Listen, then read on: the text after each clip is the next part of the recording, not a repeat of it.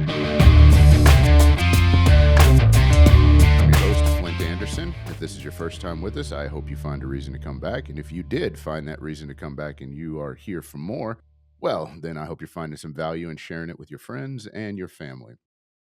Today, I am excited to have another one of my sons with me on the broadcast. I know that you guys had a lot of good feedback, and we made a big difference when Ashton was on here talking about getting ready to move out, which has since happened in the last week. Today, we have John Lamond with us, and he is who I refer to in the past or sometimes as our bonus kid. How old were you when you come to live with us, John? I think it was about 12, Uh, 13 maybe. Something like that. Something like that. So he is the last of the seven, even though he's not the youngest. Ashton's the youngest. So welcome, John. Thanks for joining us today, brother. Thank you for having me. I appreciate it. All right. John's here to talk about several different things, but just a little bit on his background. His childhood story is his to share. We may get into that today. We may not. That's up to him. But came to us from a less than stellar situation whenever he was a kid and went through some stuff that a lot of us would have considered extremely traumatic. Hopefully found some stability with us and then just absolutely excelled through his high school years, including transitioning directly into the Marines. I think how long after graduation was it that you left? 3 days. I think I graduated high school, and then I left 3 days afterwards to go to Georgia. No, the MEPS was in Jacksonville. Then MEPS from there, and then to South Carolina at Paris Island. Gotcha. What was going through your head when you were finishing up high school and getting ready to make that transition? I'm curious. I don't think I've ever asked you about that. Actually, yeah, I haven't really thought about that question. Transitioning from the high school to the Marine Corps, I was just like, finally, I get out of my hometown, Orange Park. I hated this place. Honestly, growing up, just because all the, like you said, the background and stuff, which I'll get into for sure. It don't bother me none. Most of it's on the internet. Uh, but after graduation, I had like a little get together with all the friends, and then that last day leading up to going to MEPS to South Carolina, I was just like, "Fuck, now I don't want to do it." It's very intimidating going up there and changing from your hometown to going up somewhere, meeting a whole bunch of people that you're about to get just fucked. Like the moment you step on the bus and then go to South Carolina, the moment you pass through the threshold of like the on base gate, and then you first see your drill instructor, they immediately are like, yeah, get shit on, you're fucked. And so leading up to it, I was super ecstatic for it. I was like, finally, I get to get out of the house, go do my own things, make my own money, not realizing that I had no idea how to save money and be, responsible. But it was exciting though. It was exciting because I was like, this is the first time I can be an adult and be what I want to be instead of, having to do things that I don't want to do. So That's a huge transition. I think it's something that we all remember, whether it was positive or negative. Some of our kids transitioned out in a positive way, and some of them transitions out of the house in a negative way. And you never shared the fact that you were scared or that you didn't want to go after that meetup. It was a pretty fun party. You guys were together for a long time that day. I remember that day. Everybody running around the neighborhood. yeah, no, I didn't share that I was scared just because I was like, I don't want to be a pussy, kind of a lifelong motto. But yeah, no, I just was like, oh, if I'm scared, then everyone's like, oh man, it's okay. They're gonna try to like calm me down and be all gentle and shit. And that's not really like I don't know how to react to like gentleness in a sense. Not even before the Marine Corps, I was just like, I'm not like I don't.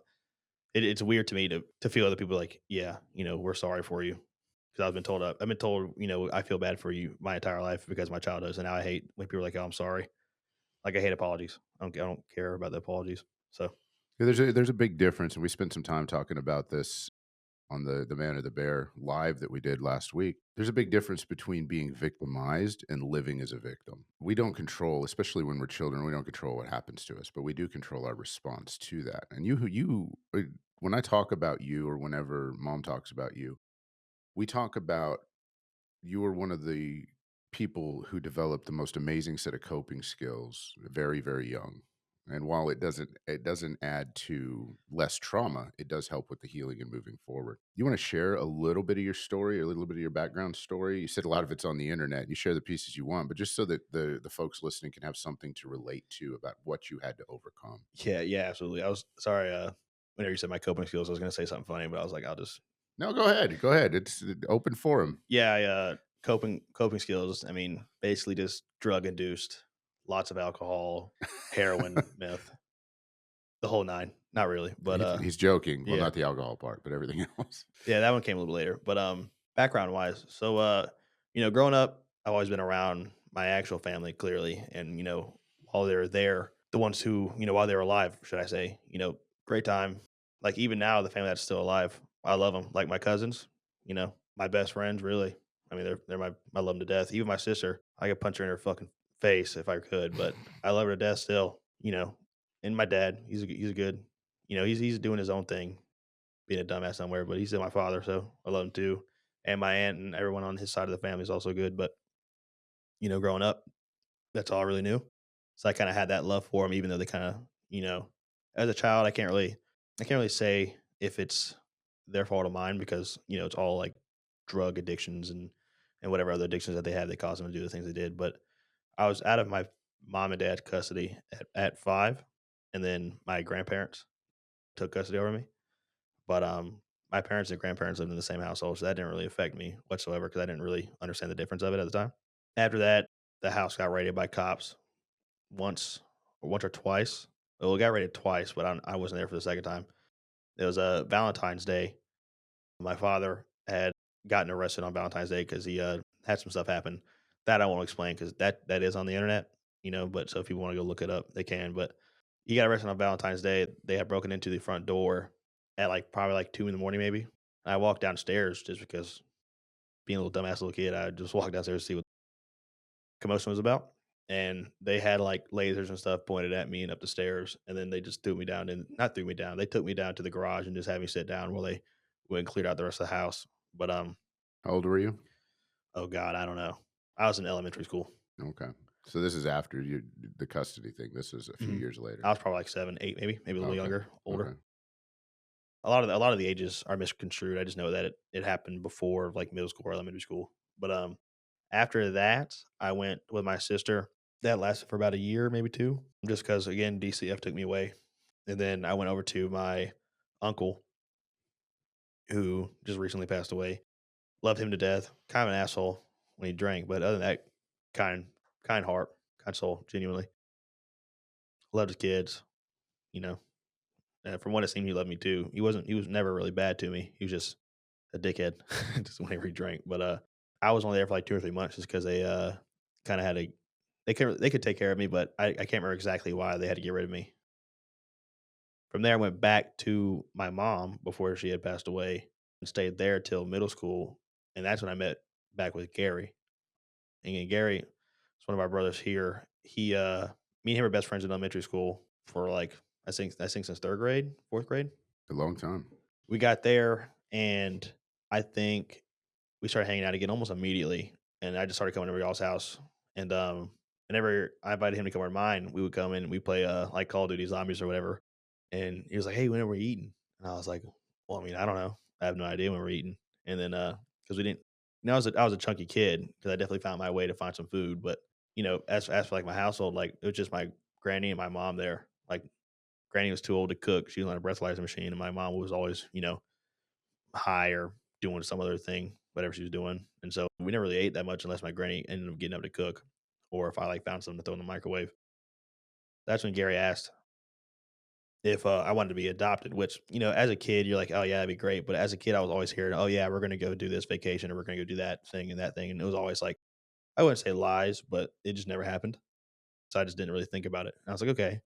And that's at this point, I think I've been back with my mom and hanging out with Gary for about like maybe half a year. And that's when y'all brought me to the house and then sat me down. I was like, well, do you want to be adopted? And then now here we are now with a, whole nother family that I love and care about. So Just to clarify a couple of things for everybody out there. One, he came through all of this without drinking, without drugs, a clean, good kid. The humor, that dark humor, you military guys that are fans of the show are that you guys understand that dark humor. Some of you guys have never been through either military training or some of this dark or some of this trauma. You may not understand that dark humor, and it is what it is. It was meant for laughs. Just want to clarify that because your story has a lot of elements in it that are just not positive. And then sometimes the deeper you dig, the crazier it gets. That yeah, absolutely. it really touched my heart when you're talking about the food. I don't think any child should ever have to go hungry ever. I remember you coming over. I remember Gary asking. could we adopt you? Yeah. Yeah, I mean, Uh, it wouldn't look like I was going hungry because how damn fat I was, but not saying much now, but, yeah, no, I really didn't eat other than school. yeah. I remember that from when I was younger, and that's not a good place to be. I remember when you first came with us, you were hesitant at first, but very relieved once it once you realized that we were there, but I think you were also scared of Des. Yeah, no.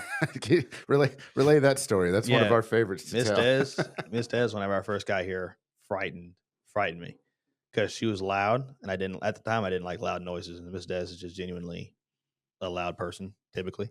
Whether she's screaming and hollering for funny joke ha-has or screaming and hollering because you done pissed her off. But no, when I first got here, she would just scream all the time. And I remember we would go out to eat, and it was like me, Gary, Haley, Ash, and then me, or I'm sorry, Miss Des and you, and we'd all somehow pack into the Jeep or whatever it was, or maybe the truck. And all I hear is Miss Des screaming, "Who's my favorite?" And I would sit there. I would be frightened when she did it because she screamed it.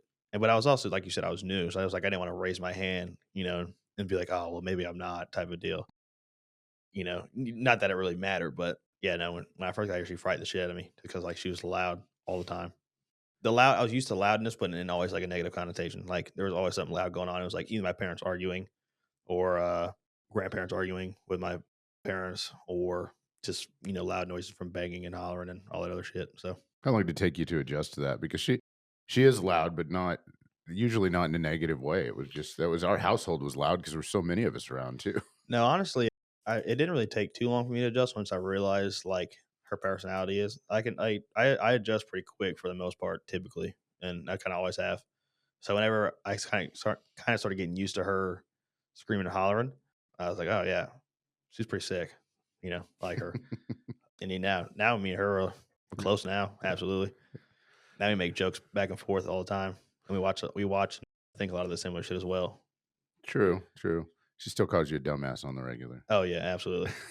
I mean, I do make dumbass jokes. No, that I think that bond happened pretty quickly, and we never made a distinction in our house between, okay, well, you're a step kid, well, you're a foster kid, well, you're an adopted kid, this and that. Mhm. Which, thankfully, because I will say thankfully that most of the kids, obviously, besides like the older three, like all of us were adopted in some way, shape, or form. Whether like, I mean, me, Gary, Ash, and Haley were adopted, but you knew Gary, Ash, and Haley's family, and you didn't know mine in the same way that you knew theirs. So there's that in a way. But to me, coming in here, I was like, oh well, we're all adopted. So that distinction of like who loves who more never really actually took effect. I only thought about that whenever that distinction never really happened unless Miss Des was just playing around like who's my favorite. Otherwise, I never really thought about it like that, like at all. And luckily, you realized that that was her joking around. We did Uh, that all the time. oh yeah. So there was one interaction with your caseworker that just shocked me, and I don't know if you remember this or not. I don't even know if you were present for the conversation, but we were talking about going to Universal Studios for vacation when they were there doing the visit, Hmm. and you were young. I don't. It wasn't Halloween Horror Nights. I think we were just going on vacation. I think we were just going down there for a few days. And she looked at me and she said, "Well, okay, well, I have enough time so I can make arrangements for John while you guys are gone." And I looked at her like she had 3 heads. I'm like, "What are you talking about? I was just letting you know we were gonna be out of town. I didn't oh, well, yeah, but we need to make arrangements for John so your family can go on vacation." And it took it I still wasn't getting it. I wasn't being purposely obtuse. I never even knew that in the foster care system, that when families go on vacation, they'll leave their foster kids at home with other people. I didn't even know that at all either. Yeah, it was like I finally told her, I was like, "No, you don't understand. He's going with us. I was just telling you we weren't gonna be here, so we'd have to reschedule your visit.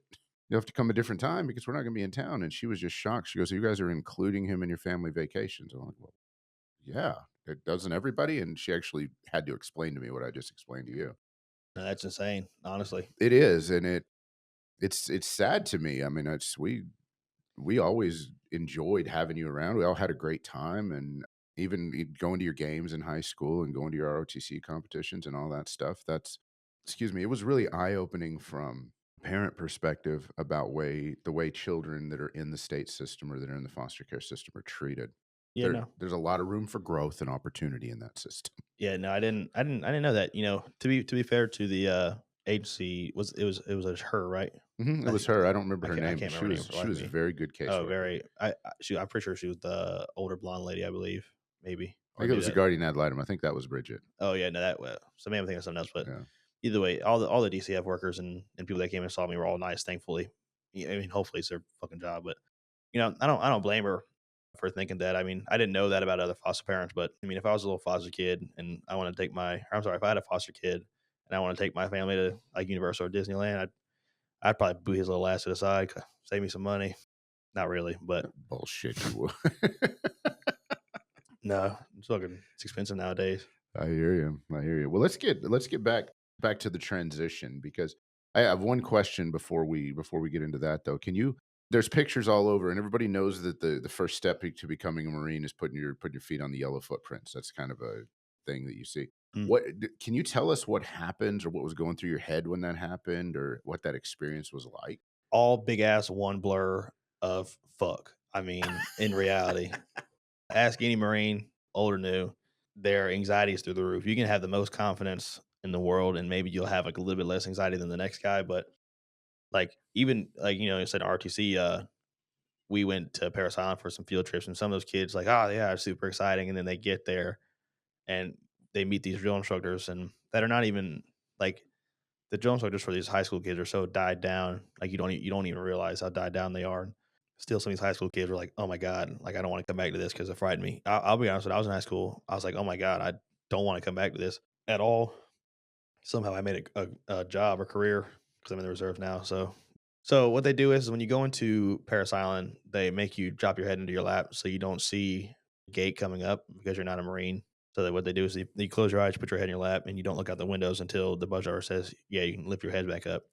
To which then by the time you lift your heads back up, you are now stopped already right next to the yellow footprints, and you're meeting your drill instructors, the ones who like take all the recruits to all their onboarding processes and shit like that. But they open the door and immediately it's just screaming and hollering, "I sir, yes sir," "I ma'am, no ma'am" type of deal. They get you off the bus, put you on the yellow footprints, explain to you, you're about to cross through these, hatches that you'll never cross again type of deal, and they take it seriously. There's these doors that when you enter these doors, enter these doors to transition into becoming a Marine. And the drill instructors who are already Marines, they're not allowed to walk through those doors. They have to walk around through side doors to get around to where you need to go because it's just like it's a symbolic thing. The Marine Corps is really big on symbolism and traditions. A literal rite of passage. Mhm. So you don't touch the yellow footprints more than once. I'm sure you could. I'm sure people do, but the hatches you're not supposed to go through more than once. Like I said, I'm sure people do, but yeah, we weren't we weren't allowed to go through those even after we became Marines and we were like walking around a base to kind of see what we were going through and doing in the areas. Because when you're a recruit and in getting fucking not haze in IT and recruit, but recruit training, but you're getting IT'd is what they called it. You're running around doing those other things. You're not worried about what's left or right of you. You're worried about like, oh my god, he's gonna catch up to me, or like, oh my god, I'm gonna fall, or oh my god, I'm not gonna make it type of deal. So when you walk around, you see these things like even as Marines, whenever we got to walk around base and do whatever we need to do for like these. I can't remember what they're called, but basically you just get tasked out to go do like laundry or dental and shit like that. And you see them like you're not allowed to even go near them. There's like signs like off basically. So then you get into they separated you into platoons. The platoon that you have, it'll be your platoon. Typically, there's very little chances or there's very little times where like they'll have like one or two kids, go to from one platoon to another because they got put there by accident or something and their paperwork's fucked up. Like when I first got there, I was missing paperwork. And they're like, "Hey, if we don't have your paperwork within like the next like week or two, you're probably gonna have to drop back down to a different platoon." And I would have been there longer. Thankfully they didn't. But you get to your platoons and they stay that way until bitches start dropping from the platoons. You'll meet your they're not your actual drill instructors. I can't remember the terminology for they use, but basically you have like a week. You have a week to kind of get not prepared, but Acclimated? acclimated in a sense, in a way, very little way, to being a recruit. So, you wake up early as fuck with like you have one drill instructor per the entire platoon. Sometimes they'll transition throughout the days or during the day to different drill instructors. You're in like you're in your runner shoes, which they call go fasters. You look because you can't roll your sleeves and you have your shit like buttoned up all the way to the top instead of like down here. So you just look. They make you just look honestly. And then that Friday, you go and run your what's it called? Your IST. Basically, it's half of a PFT. So you do your pull ups, you do your sit ups, and then you got to go run a mile and a half in a certain amount of time. Where the PFT is, you do your pull ups, you do your sit ups, and then you do a 3 miler. Well, they changed the sit ups now to planks, but yeah, you go do that. So once you pass that and you're in your platoon, that following week, don't remember if that's the start of Hell Week or the week after, but basically that following week you meet your drill instructors. It's called Hell Week. And basically what Hell Week is just you're getting fucked up for like the entire week, just constantly. No sleep because you're doing all these things to get ready. There's other Hell Weeks in other military branches. Some not as strong, some not as strenuous, some way more strenuous, like absurd. But Hell Week basically you have like your drill instructors. We had four. There's some platoons that had like two or three just because they didn't have the manpower. But my platoon had five. We had five drill instructors actually, and they fucked us up for like a week.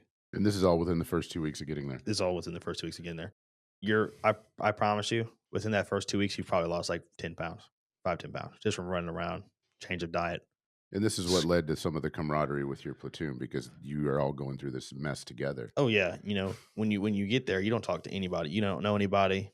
You don't want to talk to nobody. But the moment you can, because you're not allowed to talk pretty much all day.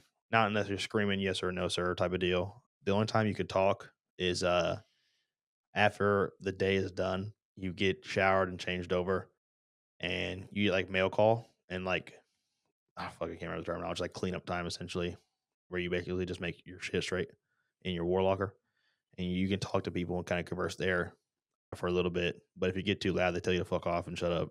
And so, as soon as you get the opportunity to talk to somebody, you make friends immediately because you're like, wow, I hate it here. He hates it here. We have something in common. So, We're bonding over pain. yeah, no, it's definitely at first it was miserable, but honestly, like boot camp, looking back at it, probably the easiest thing I've done in the Marine Corps. Genuinely. Gotcha. And I want to hear more about that. But what really today, what we want to talk about is we want to use that transition. And this is what you said you wanted to get the message out about. Mostly because of Ashton's episode a few weeks ago and his transition now into adulthood has been a more traditional transition than yours. You went straight from high school to the Marine Corps, which forced you to be an adult, but forced you into the military being an adult. Mhm. So your transition into civilian life from the Marine Corps was also a transition into adult civilian life. You didn't have anything in between there. Yeah, no, you know, Tell us about that. I kind of elaborated on it. I have a lot of friends who didn't go to the military and they're performing well. You know, none of them are really doing terribly bad. None of them are doing terribly good. They're just kind of where they need to be.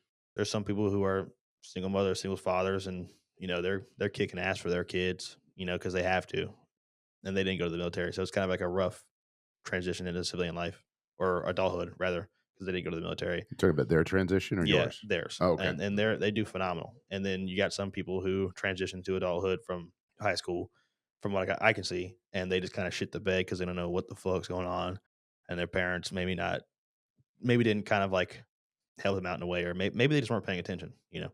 There are some kids who or just won't pay attention or don't listen, and that go into adulthood and it's kind of like I'm a fuck around and find out, and then they find out pretty quick that adulthood's like, man, I'm getting punched in the gut every day.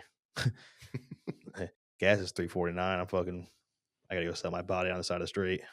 But that transition is even though it's hard, it is because becoming a 19-year-old, 18-year-old adult trying to find a job that can suffice you to purchase and pay for your own apartment without having a roommate is it's hard. It's hard to do because it's hard to do now. So you have to get roommates usually. But from my experience, like you said, I went straight to the Marine Corps after high school. And then in my 4 years in the Marine Corps, I was in the infantry. Sadly, no combat. I say sadly no combat because no no Marine that joins the infantry willingly doesn't want to go to combat. Not unless because there's so many other jobs that a Marine can do. There's other branches that a Marine can do. And yeah, he chose the Marine Corps infantry because he wanted to go to combat. So I say sadly on that. But then there's like a lot of old time vets that are like, ah man, you don't want to go to combat, you don't want to go do this, you don't want to do that because they have different experiences. But I can understand where they're coming from on terms of like, oh, I went through the shit and it fucking sucks, and you don't want to go through that because you're gonna be sad and it's like that, or maybe you're gonna pass away, or maybe you're gonna be fucked up for the rest of your life. Who knows? But you can't look at a 19, 20, 20-year-old man who has all this pent up energy to be an infantry marine and not let him do his job, just be like a glorified janitor. Which I'm not talking shit on the Marine Corps or not like that. I love the infantry, I love the Marine Corps, but that's why I joined the reserves so I can still stay infantry raw. But fucking transitioning to that to being an infantry marine, you do a lot of fucking say a lot of outlandish shit. Like some of the things that I've done uh, are just like it's absurd, and not, some of them not even in a bad way. Some of the stuff that I've done just gross or funny, or some of the things I've done were kind of like mean or hurtful, especially if for junior Marines when you're a senior, because you got to train them right. You don't want them to be a fucking pussy, you know, because the infantry should breed men. They shouldn't breed bitches. That's the whole point of the Marine Corps infantry. And the Army infantry. I don't know how they do their whole training over there, but the Marine Corps shouldn't breed bitches. That's the whole point of the Marine Corps. But going to that, and I kind of explained the infantry part because that's a totally different mindset. The infantry is a cult. The Marine Corps is a cult. The infantry is a cult inside of a cult. uh, like Explain to us what that means. the Marine Corps is cool because from after your 3 months in the Marine Corps, like your mindset's changed. You may not realize it's changed. I'm sorry, 3 months of boot camp in the Marine Corps. Your mindset is changed. You may not realize it's changed. You may think it's the same, you know, same ordeal, same thought process. I mean, let's be honest. Any Marine getting out of boot camp and then become a Marine, they're hot shit. That's what they think. They're hot shit. No one's better than me. All these guys fucking suck because I'm a Marine. That right there is the first transition into being a cultist Marine. Everyone fucking sucks. I'm a Marine. Fuck you type of deal. You can be 19 years old and you can look at, I don't know, some champion UFC fighter, Khabib, Connor, something like that, and this Marine is gonna be like, "Fuck you," and they just got out of boot camp. So that's the initial initiative of becoming a cultist in the Marine Corps, and then you get into the infantry. Take that take that mentality. That mentality goes away after a while. Like, oh yeah, I'm a Marine. I do have a lot of pride in it, and I feel better than everybody type of deal. But going to the infantry, is if you're not in the infantry, you're a bitch. You're a pussy. Like if you ain't infantry, you ain't shit type of deal.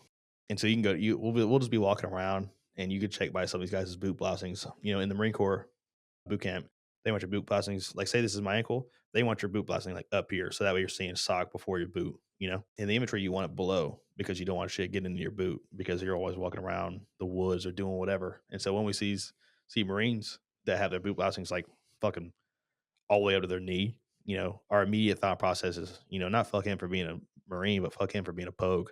You know, just like What does that mean uh, for those of us uninitiated? personnel other than grunt. So infantry is grunts. Anything not infantry is a pogue. Gotcha. Thank you for Yeah. clarifying. And so that's like again, right there, like there should in any form of company or organization, there shouldn't be fighting inside of your organization. But Marines that are infantry do not like anyone else besides infantry. I mean, there's select few. Like I got combat engineer buddies, love them to death. They weren't infantry, but they did pretty much everything that we did. So we give them the benefit of the doubt. Corpsmen, corpsmen are animals. I love every corpsman that I've ever had. Great people and fucking would do whatever they need to do for their Marines for the most part.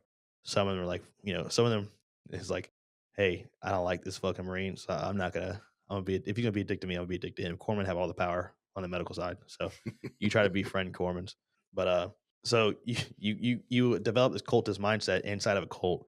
So not only am I better than any Marine outside of the infantry, I step out of any Marine Corps base, I am now better than any person that fucking looks at me.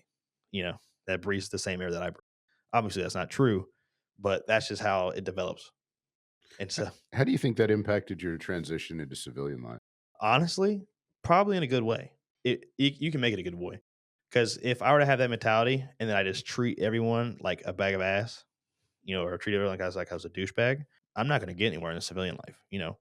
But I had that mentality where I'm like I'm better than everybody else, or whatever. But I don't go out there and brag about it or show it. I just have that confidence. What it is the confidence of it, of that mentality.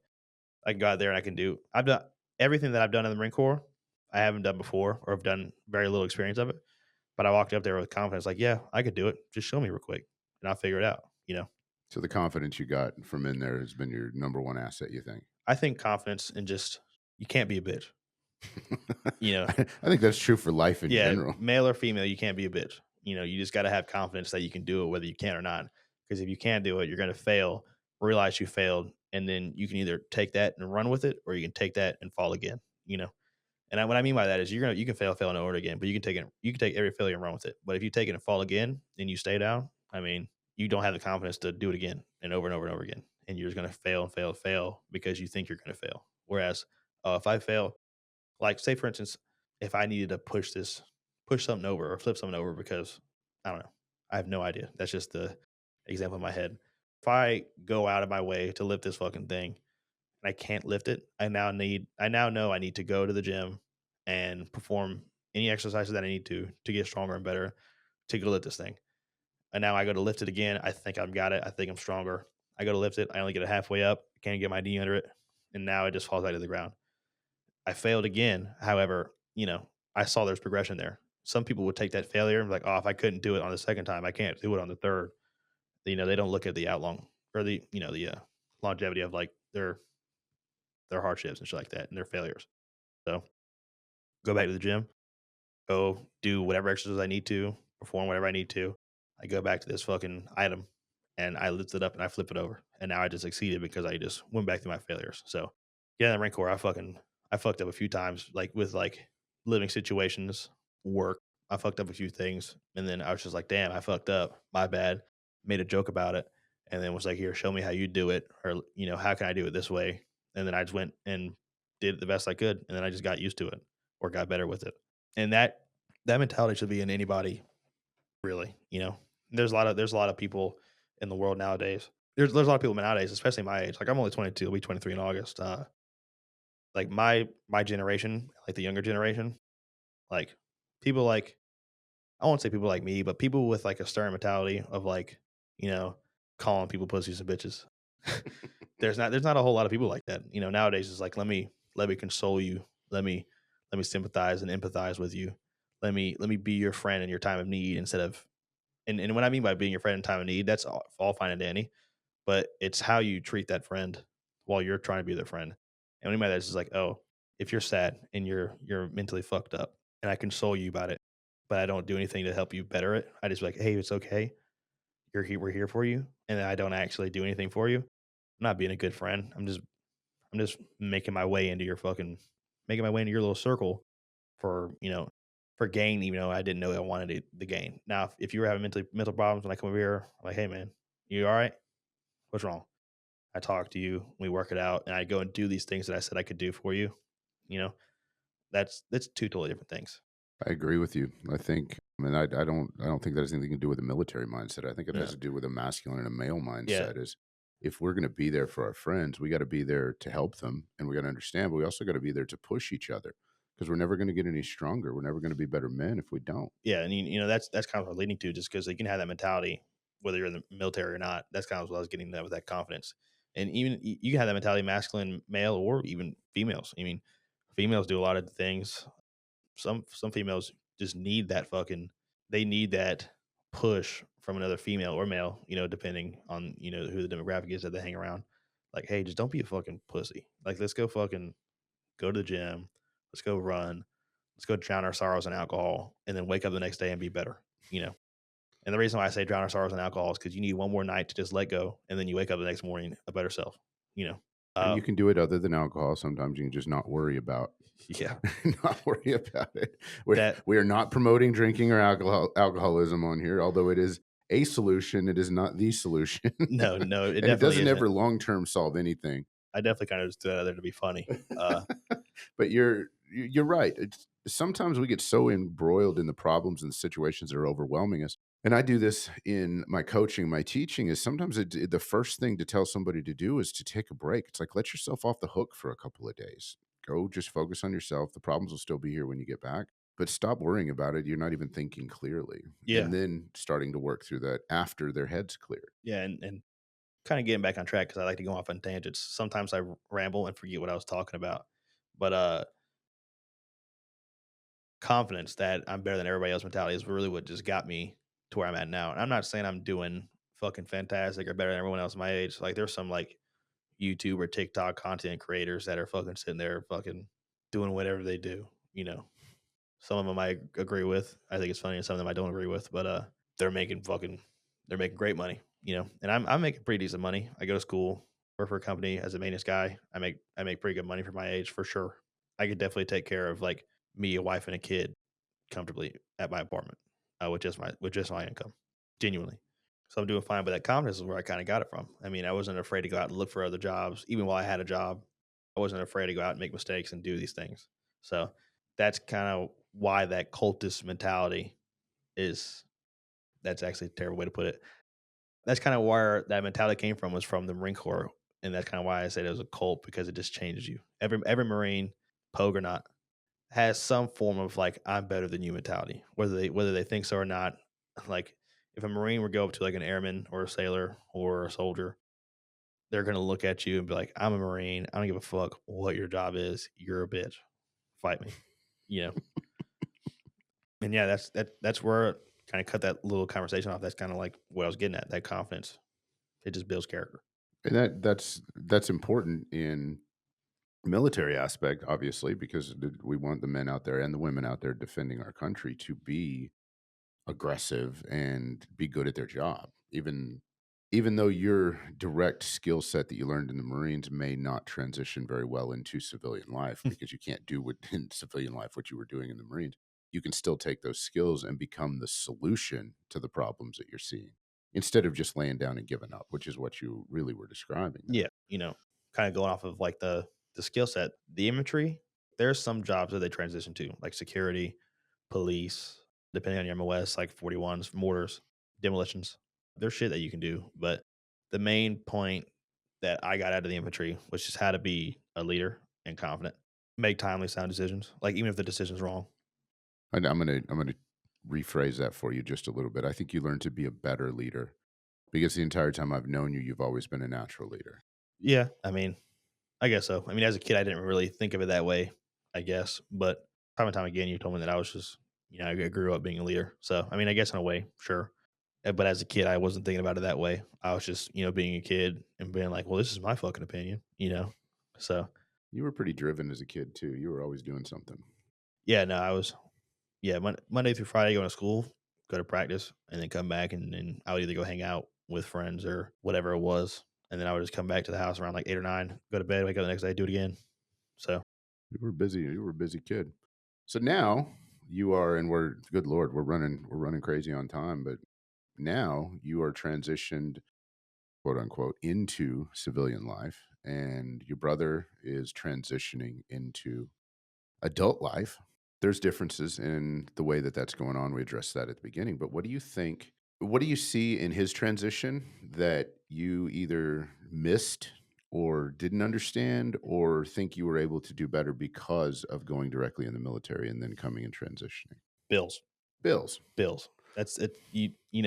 Out of everything I could say, I'd say bills. The Marine Corps, even though I had a barracks that they let me stay in, 5-star barracks, great, never any black mold, free food 5-star or whatever. What is it? 5-star for food too, or 5 star, yeah, 5 star, 5 star Michelin? food. The Michelin shit. I don't know, but great food. The biscuits were the biscuits gravy in the morning, never hard, always soft. It's a lie, but The cult mentality's coming out. yeah. No, I have to show up for my boys. But bills, really. I had less bills while I was in the Marine Corps, but I still had car payments. I still had phone bills, Wi-Fi, whatever other food that I wanted to get for the barracks that wasn't, chow hall related. Some Marines got married and moved out. I will say, like halfway through my contract, I moved out of the barracks to go live in an apartment with some of my buddies and did that for a little bit. So that was an extra bill.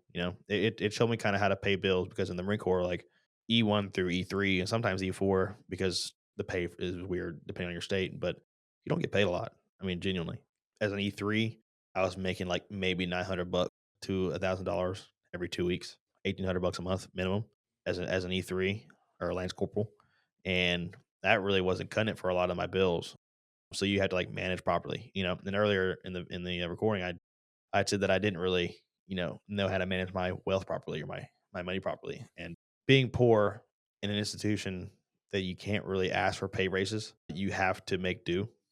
So sometimes you got to give up chat hall. Sometimes you got to give up these, video games, or, fucking whatever extracurricular you like skateboards or guitars, shit like that. Sometimes you got to give up that opportunity to just save money for your bills, because, well, you need a car, you need to pay insurance on your car, you need your phone, and you don't really need the Wi-Fi, but it helps. Some people think you need Wi-Fi these days. Yeah, But I'd say my biggest transition was bills. There hasn't been a single payment that I missed since I've been out of the Marine Corps. a single time On purpose. on purpose. It's been some accidents in there. Yeah. There's somewhere I'm like, "Oh, fuck, that's not auto that didn't have auto pay." And I completely forgot about it. We had that discussion Yeah, yesterday. I will say auto pay is the death of people motherfuckers my age because then you don't put it on auto pay and you're like, "Oh, man, did that bill go through?" It's like, And you look at your bank account. I have $5 in my checkings account. I'm poor, but I miss $100 payment on my Firestone credit card. Now I'm pissed. Now I gotta go slave away as a prostitute somewhere. well, But, now you got different options than you had when you were active duty because you can pick up some extra work on the yeah, you side. You you can can pick up extra work, you can ask for raises. That's such a wonderful thing. "Hey, boss, I've been doing better. I'm excelling, been performing to the tasks that you need me to. Can I get a raise?" And then if he tells you no, look for another job pays more. that pays more. It's the easiest, most simple way that you can just make money, you know? Well, So if you were going to give advice to somebody your age, and this would be military, non-military transition, but if you were going to give advice to a young person, what would be the top 3 things that you would suggest that they would do as they transition into adulthood? Just to give the top 3. I'm gonna separate that into with child and without child because I do have a lot of friends Okay, that that's fair. are with child and without child. If you didn't have a child, I'd probably say the top 3 things that you needed to do well, say the like, the last few parts Just of the question? the top 3 pieces of advice that you would have wish somebody would have given you when you were transitioning or whenever you were becoming an adult. I say save, and everyone says save. People tell me left and right to save, save, save, save, save, but no one told me how to save. I say save, but I need you, as someone my age or even younger, go on YouTube. YouTube is literally like it's there for us, and people look at it like, oh, YouTube's like brain rot, or I'm gonna go on here and watch these fucking gamers play these games and scream at the TV, which that shit pisses me off. But, like, there's a YouTube channels where like, "Hey, here's how you save money. Here's this, here, and let me explain your 401k, your Roth IRAs, and, for the or TSP shit like that. But let me explain to you how you can save the 50, 30, 20 saving plans like that." And so go in there and learn how to save. And if you have your own apartment without a child, without a family, get shit to do at your apartment. The less you leave your apartment, the less you wanna spend, really, or house, if you're lucky enough to have a house or if you have an opportunity to have a house, get you to do at your house, buy food. That way you don't want to go out and spend money. Learn how to cook food. Take time out of your day to get good at cooking food. Not because you have to. Like I could throw fucking a piece of chicken, cook it till it's white all the way through, and then just eat it without anything. But that's boring. It's bland. Take the opportunity to go learn how to cook. That way you can save money from going out. Because nowadays you can go to McDonald's, Burger King, or some fast food restaurant. And it doesn't matter what you get, you're paying at least $15 just for yourself. Yeah. But learn how to do that. If you're a video game player, fucking buy 1 or 2 games, play them, and then just sit there. That's another thing. You don't leave the house. You don't wanna go buy random shit. Maybe you might wanna buy shit for your game, but comparatively, like, depending on the game, some of them are absurd prices, but, comparatively, like, you're spending way less money just buying, like, 1 or 2 things or 1 or 2 games and then here and there stuff on the game. If you're not a gamer, you just, like, doing random shit, go fucking go get, like, a little mini garden, genuinely. Like, you can go buy those big ass pots, put soil in it, and grow peppers, grow something. Learn to do something at Yeah, home. learn find a skill that you can do, because each skill is profitable. It doesn't matter what skill it is, and you can find a way to make money off of it. So save. Second thing, probably, God, I don't know. Probably learn how to cook. A lot of Yeah, you people. kinda covered 3 or 4 things in your Yeah, answer to number 1, but because yeah, learning how to cook, learning how to save, and learning how to do things at home so you don't spend money, which is not the same thing as saving. yeah, yeah, fair enough. I did kind of go on a tangent. So, yeah, save. Just learn how to save and keep your money. If I were you, look up to like the 50, 30, 20. It's pretty easy. It's just super convenient too because you're like, all right, here's 50% of this of my income, 30% of this goes to this, and 20% goes to this. Um, That's a very simple system and Very really simple easy to system, implement. and it saves money. And then you get your money up, not your funny up, and you go out. Now you have money to do whatever you need to. If you want to go out and have a beer or two, if you're of age, not enticing underage drinking. If you're of age, go out and drink with your buddies, your homegirls, you know, whatever motherfuckers call each other nowadays. Like, I'll go out and drink with my boys from the Marine Corps or not from the Marine Corps. I'll go out and have a blast, but I have saved up money to go out because I put it away. Like, oh man, maybe I want to go do this that day. So you budgeted it. Yes, go back to Yeah. that second skill, cooking. I mean, people don't know how to cook. I mean, it's insane. Like the world were to end and you fucking just somehow are alive, people don't know how to hunt, people don't know how to fish. I just fucking headbutted this fucking mic. Uh, People don't know how. People don't know how to fish. People don't know how to collect water. You know, I'm gonna change cooking to surviving. Learn how to survive. Find some time to just maybe not even hunting. Learn how to make traps. You know, and this is not going to. This is not like how what should I transition to? Let me leave these three things like to transition to the So apartment. you went from cooking to Yeah, survival skills. when I say survive in a very terse, broad range, and I'll transition back to this is a little tangent I'm going off. Fucking learn how to fish, learn how to hunt, learn how to collect water, learn how to collect things. Because if for whatever reason you do just want to go live in the woods one day because the fucking earth sucks and you don't have enough money to fly somewhere else or ride a spaceship somewhere else, do that. Now survive. Go back to the actual apartment or housing area without a kid. You need to learn how to cook because if you can't cook, your food's gonna taste like shit, and now you're gonna want to go out and buy fucking extra things like food, like fast food to go out. And it's okay to make some terrible meals. All yeah, it is fine. It's fine. You got to learn You got to somehow. learn how to cook. Yesterday or no, when did Ashton move in? Friday. Friday. Ashton moved in Friday to the apartment, and he was like, "Yeah, man, I don't fucking know how to cook. You know, I gotta do these things." I was like, "I can show you," because like yesterday I cooked chicken with asparagus, and then I threw some sweet pepper and Thai peppers in there, a little sweet spicy action, and then I threw like some mild green sauce on top of it, and just kind of stirred it together and threw it on a tortilla. And I had asked him if he wanted some prior to me cooking it. He's like, "Nah, I'm good. I always get something at Outback, spending fucking money, because he didn't know how to cook." Even though he works there, he's Even still though spending even money. though where he works there. Came back from grabbing his copious amounts of soda, like fucking absurd amounts of soda. He's like, "Oh, damn, if I knew it looked like that, I would've ate some of that." And I was like, "Yeah, you just gotta learn how to cook." So that's what I mean by survive. You gotta be able to be a survivor, And it because wasn't for lack of opportunity for no, trying to teach him how to cook because he just he didn't. just didn't want to learn. Yeah. You gotta learn how to survive, He learned how to and make grilled cheese. grilled cheese are banging, but, so you gotta learn how to survive. You gotta learn how to make money. You gotta learn how to use that money properly and, survive. You can take that in any way possible, Good. really. So save, survive. Shit, let me see if I can find another S. They've survived. Let's see. School, education, Learning. I say learning. learning Okay. because, like, I mean, I go to school. I go to a trade school, and it's all fine and dandy, but you can learn without having to go to school. You know, Learning is important. be a YouTube mechanic, Yeah. YouTube engineer. You can learn a lot from YouTube. You can learn a lot from reading too. Yeah, absolutely. Just reading books in general. I mean, I talk about that all the time. Reading is a superpower, but we should never stop learning, whether we're young, whether we're old, whatever. Yeah, so we'll do two S's and an L. Two Learning. S's and an L. That works. John, I appreciate you being with us. We are out of time for this episode. Oh, Guys, damn. if you have questions for John, you want to follow him on social media, we'll put his links below. If you do not subscribe to the Old Man Energy podcast, you need to go do that right now. Also, hit that bell for notifications. We do bonus episodes from time to time. And make sure you're following me on every platform. I post different content daily everywhere. If you want to learn more skills for just survival, for manhood, for masculinity, check out leadershiplegacycourse.com. That link is in the bio as well. That is where I teach the exact methods that John came into as a teenager, that all my children were raised on, and that everybody that has chosen to take advantage of that has used to better their life. So check that out. Check out the $750,000 mastermind if you're ready to level up your business using similar skills, but from my days of an entrepreneur. As always, thank you for being here. And please, please make sure that you come back. If you found some value here, share this with somebody that you think will get some as well. We love y'all. Peace.